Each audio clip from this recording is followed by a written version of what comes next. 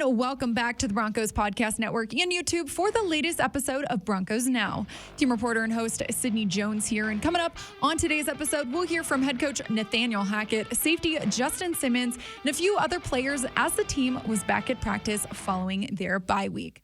Plus, Broncos lead writer Aric DiLalla joins the show to take a look at what's ahead and to take a look at the second half of the Broncos season. All that and more coming up.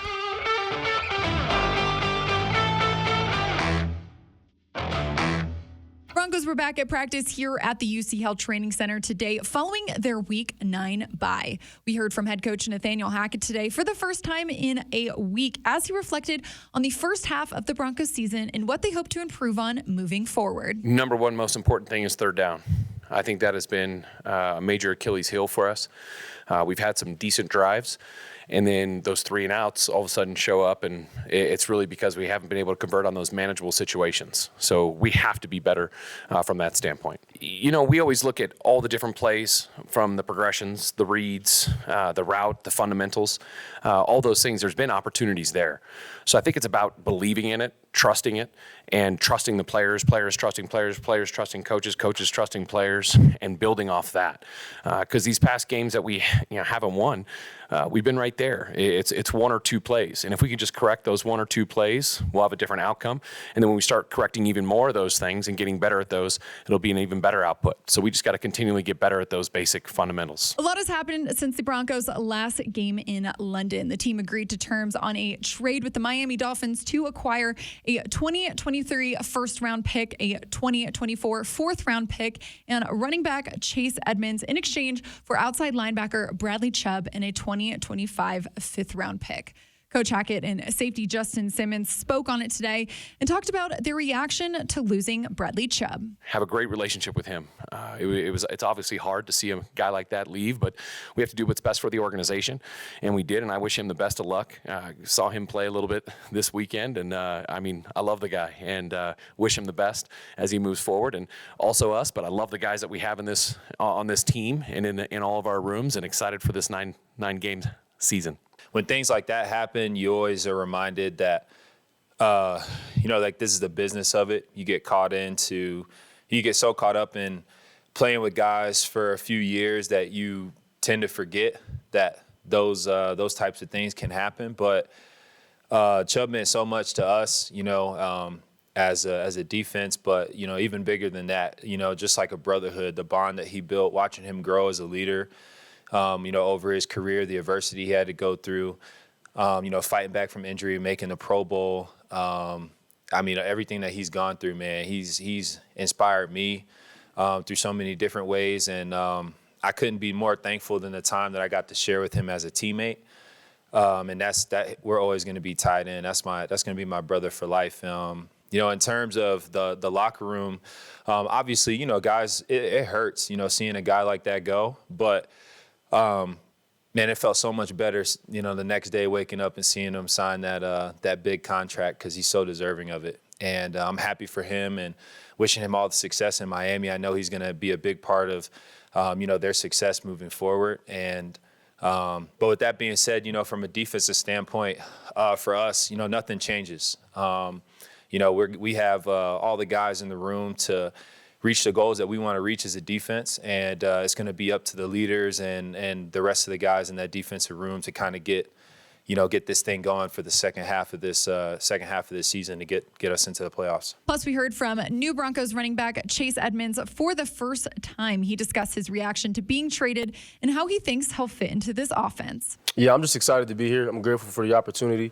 I'm grateful to already meet some of the guys. I got to talk to the running back room, Melvin, Latavius, Mike, Marlon, all those guys, and, we already kicked it off to a good foot. So right now for me, I'm just trying to learn the offense, put my best foot forward, and capitalize on whatever role they got for me here. I don't know the whole full landscape of it, but I think definitely in the passing game a little bit, the short intermediate passing game kind of getting me outside the backfield, trying to utilize me in space against linebackers. I think that's like the starting point.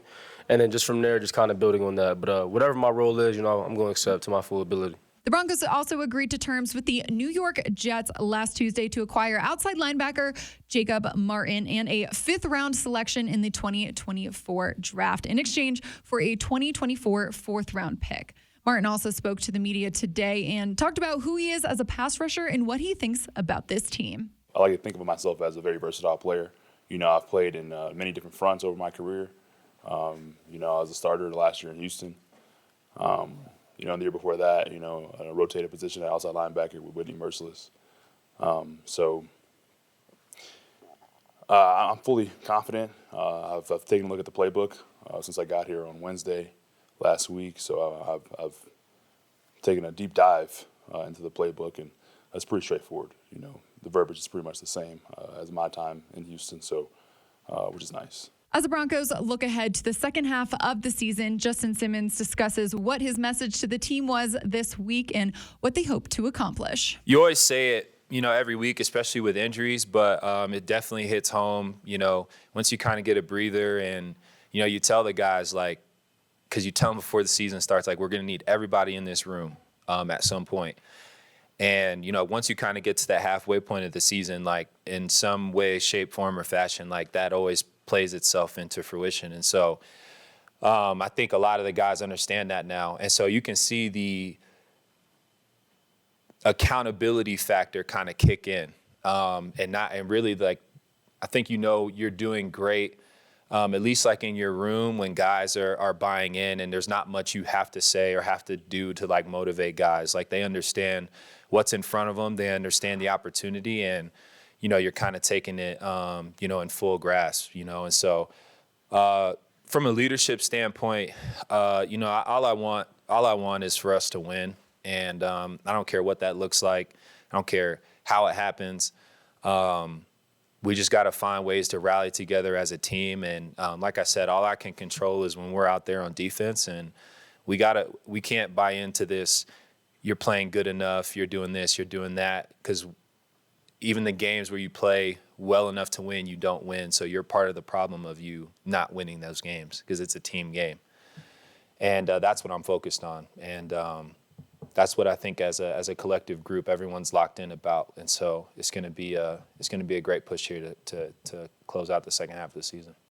Now it's time to look at today's injury updates. Coach Hackett said center Lloyd Cushenberry is going to miss some time, and outside linebacker Baron Browning is day-to-day. Coach did say that Baron is trending in the right direction and that they are hopeful he will play on Sunday, but are playing it by ear. Now joining me here inside the Broncos podcast studio is Broncos lead writer Aric DiLalla. Aric, nice to have you back in the studio. It's been a minute. How's your bye week? It's been nice. It has been a little while. It has. Feels like couple weeks since we were there in London, but nice to get a win and head into the bye on a good note. And now we're back at it. Absolutely. Yeah, there's a lot has happened since the last time we've talked here. I want to start with Bradley Chubb first and foremost. We heard from Coach Hackett and safety Justin Simmons earlier in the show. They discussed, their reaction to the news. But I want to ask you, Aric, what were kind of your, initial reaction to hearing that Bradley was traded, and what do you think about the trade? Yeah, I mean, obviously on a personal level, it's difficult to see. Bradley was one of my favorite guys on the team. I know you feel me too. The same way. I flew into Denver with him the morning after he was drafted, so that'll always be one of my favorite stories, one of the coolest moments I've had here. Went to Chubbtown to kind of explore the history of his ancestors. So from that standpoint, Bradley will always mean a great deal to us here. And then, of course, he's a great football player, too. Was leading the team in sacks. Going into the Jacksonville game, obviously Draymond gets one and ties him there. Right. But I think you can say all that and still recognize that this is probably the right move for the Broncos, in that Bradley was going to have to be paid if you wanted to keep him. You could franchise tag him for a year, obviously, and then you maybe lose him after that. Or if you want to keep him long term, you've got to pay him. Miami ended up doing that. He got a really big deal, which is great for Bradley. Great for him. Justin Simmons said, "Hey, we were all happy to see that," and you saw the reaction from teammates on social, just how pumped they were for Bradley. I'm excited for him too. You want guys like that to get rewarded. Absolutely. But I think the Broncos had to decide, with the edge rusher depth that they had, with Randy Gregory coming back, with Baron Browning coming on, with Nick Bonito being your second-round pick. Right. Was that a place that you wanted to spend those resources? Bradley has struggled with injuries. We hope that he stays healthy moving forward, but that has to be a consideration when you're deciding whether to give someone a long-term deal. And then I also think that it's not just about edge rusher. I think George Payton looked at this roster and saw that there were holes in other places, particularly on offense. And Going into last Tuesday, the Broncos only had 2 third-round picks. They did not have a pick on day 1. They did not have a pick in round 2. And now they have, we'll see where this 49ers pick ends up because Miami's owns San Francisco's pick. That's the one the Broncos will get. Right. Miami, of course, forfeited its own pick. It was taken by the NFL, but we'll see where it ends up. But even if it's somewhere between 20 and 32, that still gives you leverage to either trade back and get an extra first-round pick in 2024. Maybe you pick up an extra day 2 pick this year. Yeah. You package a third-round pick with your first-round pick and move up if there's a stud.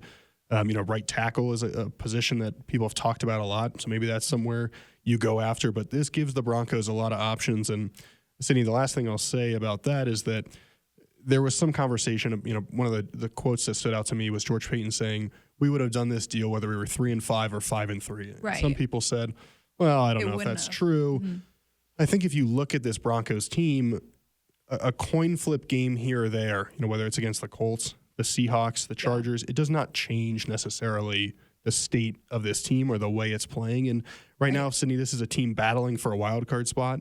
They're not playing at the moment the way that the Philadelphia Eagles are, the Buffalo Bills are, even though they lost this past weekend, the Kansas City Chiefs.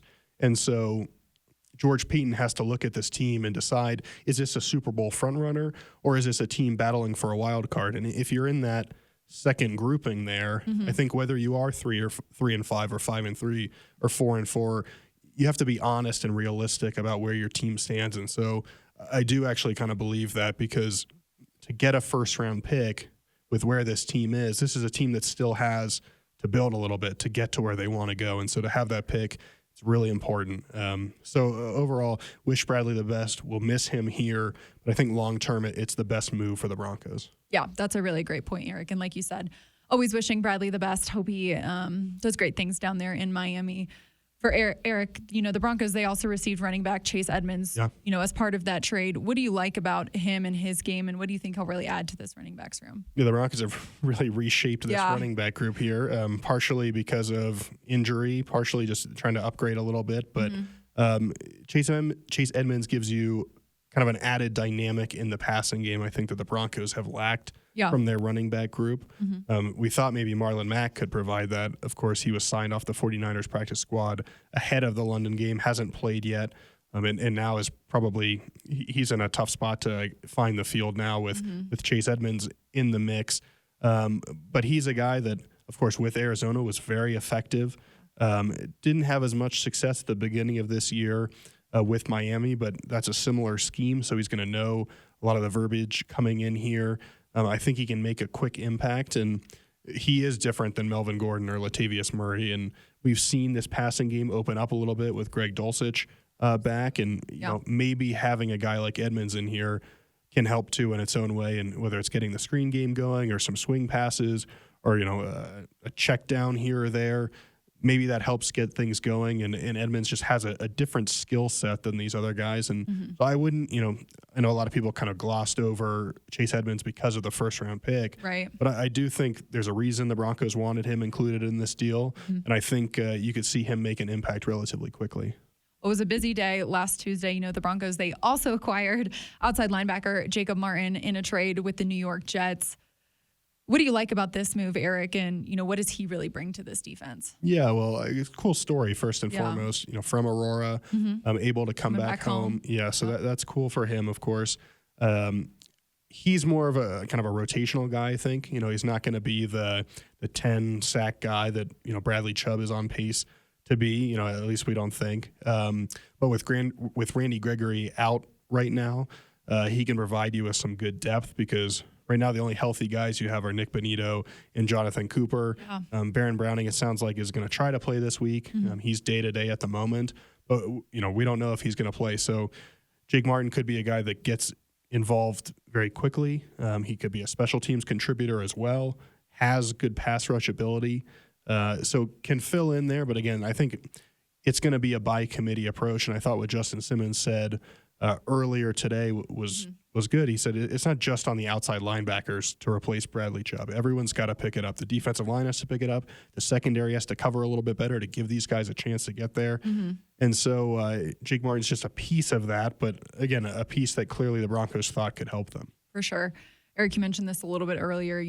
The team, they head into week 10 now, sitting at 3-5.